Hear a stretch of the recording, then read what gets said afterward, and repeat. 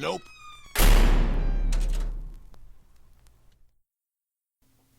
Number 1. So, I spend Thanksgiving in my dad's hometown where his siblings live. Most of these people are not exactly mentally stable. Most of the time is spent with two of my father's more stable sisters at my Aunt Polly's house on the outskirts of a large city.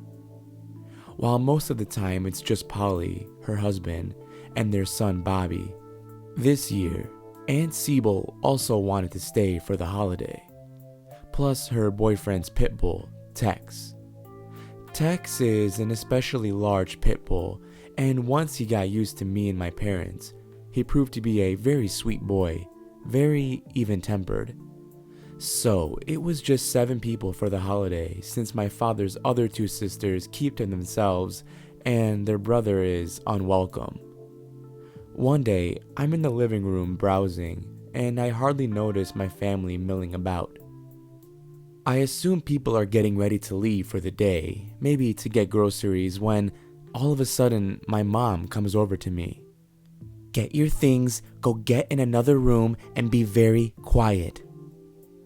This, of course, freaks me out, but I do as she says and relocate to the guest room down the hall. After a few minutes, I hear Tex starting to go ballistic and a car start in the driveway. My mother came to get me not long after, explaining to me and my cousin, who camped out in the same room as me, that our pariah of an uncle had stopped by unannounced, and she didn't want me to keep sitting by the big sliding doors to the backyard in case he swung around back. I didn't see anything wrong with this. My uncle has never been exactly well received in the family, and I just didn't question that, given how the majority of my father's sisters turned out. I knew he would call, asking for money a lot, laboring under the delusion that my father made any sort of good money. I assumed if he saw me on my relatively new laptop, he'd start putting the squeeze on my father again in the form of, "Oh, you can afford that new computer for your kid, but can't send me money to blow on booze and frivolous shit." It's not like he had ever been a threat. I let it go. A day later, Sybil had to swing Tex back home because his daddy wanted him back at his place. Nothing else happened. It was a really lazy day, playing games with my cousin and watching coverage about JFK's assassination. Everything was chill, nothing of note. A few days later, Sybil turned back up with Tex, having talked her boyfriend into loaning him out for the holidays. At the time, I thought nothing of it.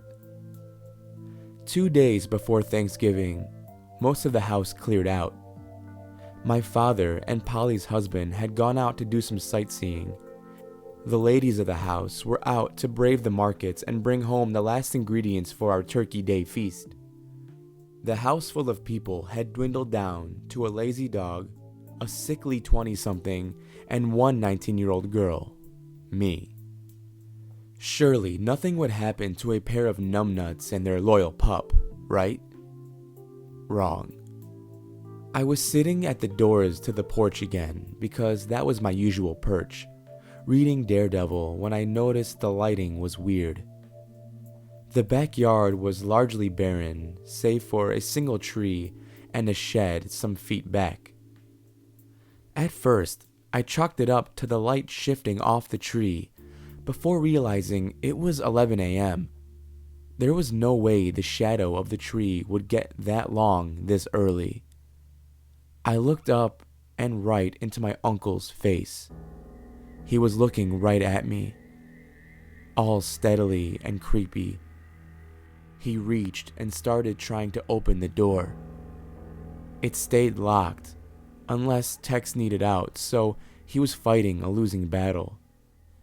At the time though, all I knew was that I was a tiny girl. My cousin was too fragile to take out a fly, and the dog wasn't exactly a killer. I could scream for Bobby to call the cops or something, but if my uncle got in, I'd be screwed before Bobby could even grab the phone, if he can even hear me over his headphones. I'm sitting there, terrified, with nothing to defend myself with but a stack of comics, when all of a sudden, my cousin's door opens and Tex comes running out like a hound out of hell. He charges right up to the door, and I swear to God, my uncle landed flat on his ass just like you see in the cartoons. My uncle made a break for it just as Bobby rounded out of the hallway and asked what was going on. I explained things pretty quickly, and we called up my mom. She and my aunts dropped everything to hurry home. Tex stayed right there with me every day from then on out. It was welcomed but unnecessary though, as my uncle never turned up after that, though he did apparently text Sybil complaining that he thought the dog was gone. It was only on the drive back home that my mom let me know what had been going on all along. My uncle knew about the family routine of Thanksgiving at Polly's, and knew my father would be there. The day they made me hide in the guest room, he turned up unannounced, and my mom thought he was jacked up on something. Tex snarling that day? That was when he tried to set foot in the house. I was made to hide in case he wanted to start something rather than go for any material goods like I assumed. Not long after, my uncle started messaging his brother and sisters repeatedly.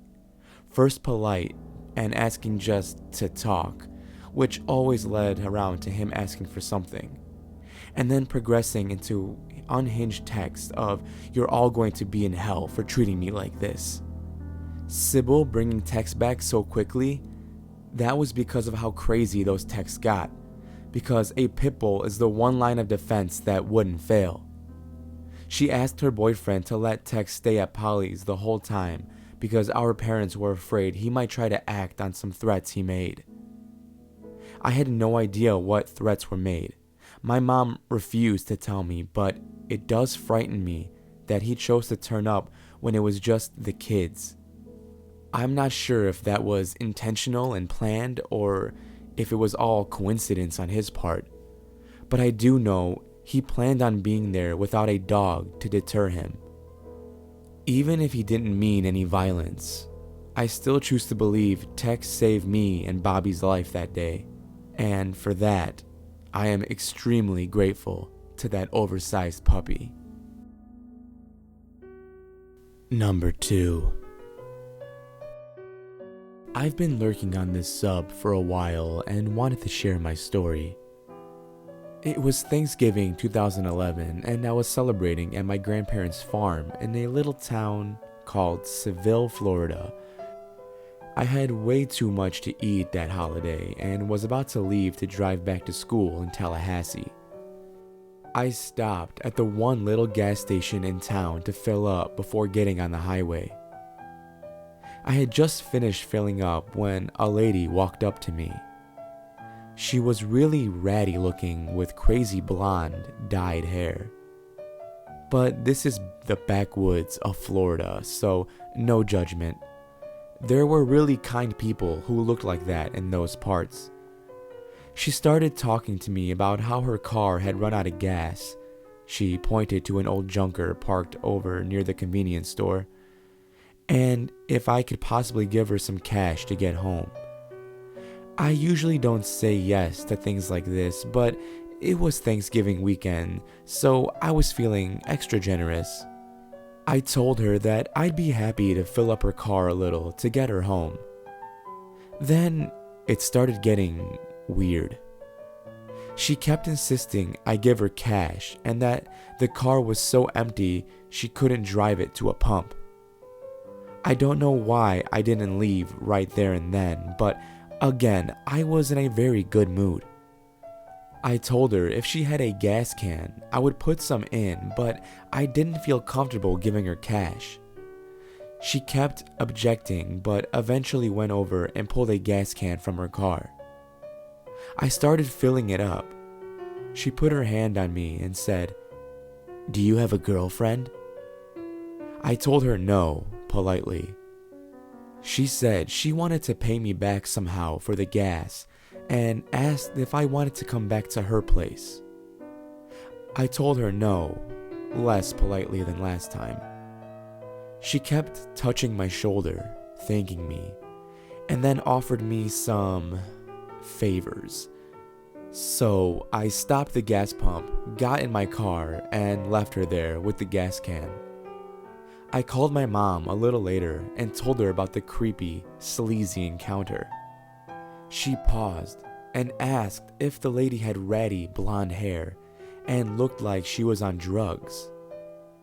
I confirmed that yes, that was what she looked like, but how could she have known that? Apparently, this lady was all over the news. She was a prostitute in town and had been at a party earlier. An exchange had gone south, and her baby had been kidnapped by a client of hers and left under a bush in town. She hadn't even bothered to call the police about her missing child until much later. I'm happy to report both her and her client were arrested and charged. Number 3. A few years back, a small gathering from a club at my college decided to meet up on a Tuesday night for an early Thanksgiving potluck dinner. I came early to help the hostess prepare some of the food. 2 hours into the event, and we're all well fed and talking with each other. Total, there was about 12 of us in the apartment living room. The topic of a certain individual, let's call him Mitch, arises. The majority of us have never met Mitch, but he had talked to the hostess about maybe coming to the party. One girl apparently knew Mitch very well from another club she was in, and this is what she told us. Mitch was rude. Actually, he was worse than that. He was homophobic, racist, and misogynist. He made everyone in the club feel uncomfortable and tended to scare away the newcomers.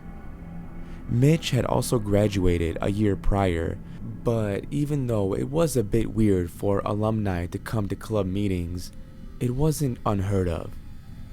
The president of that club, which was the same girl telling us all of this, talked to the faculty advisor, asking if there was any way to stop him from coming to the club meetings. The advisor ended up talking to another professor, who told him that it was not the first time they had this type of problem with Mitch. He had been kicked out of another club for the same exact reasons. The professor suggested they get one of the on-campus police to dress in regular clothes and attend the meeting where they formally kicked out Mitch. Taking his advice, they planned to do that the next night.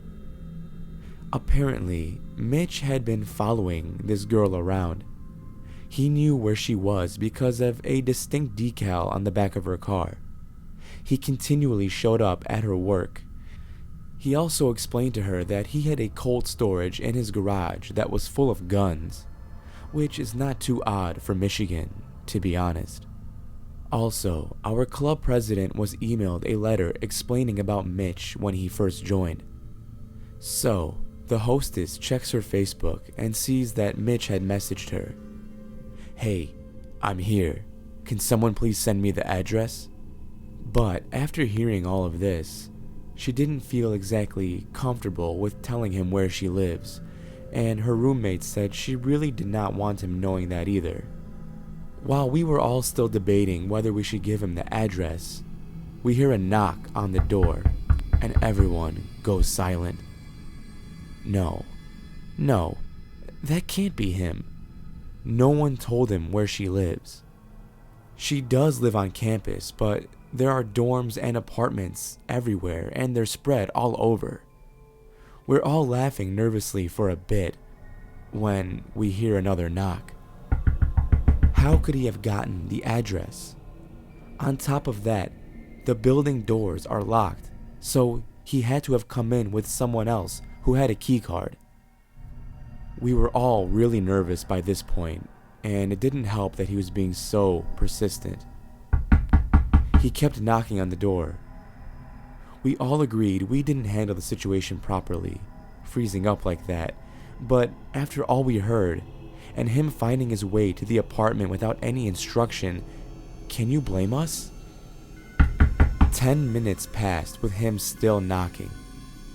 At some point, it seemed like he walked away, but then came back and knocked again. And then again. None of us knew what to do. The girls who lived in the apartment did not feel comfortable having him in their homes, and how could we argue with that? Finally, he left. The two guys in the group walked out and circled the apartments, making sure he was gone. They spotted him walking slowly, oh so slowly, to his car. His eyes were glued to the third-floor windows where the apartment was. He then got into his car very slowly and stared up at the windows for another 5 minutes before finally starting the car and driving away. Thank you for listening, and I hope you enjoyed this week's video. If you did, I'm gonna need you to carve up that like button as if it were a plump, thick, delicious turkey on Thanksgiving Day. Tasty. If you're new to the channel and wish to hear more scary stories in the future, be sure to subscribe. We are so close to hitting 2,000 subscribers. Be on the lookout for a special Thanksgiving bonus story coming out this Thursday. Until then, stay safe out there. I'll be seeing you in the next video.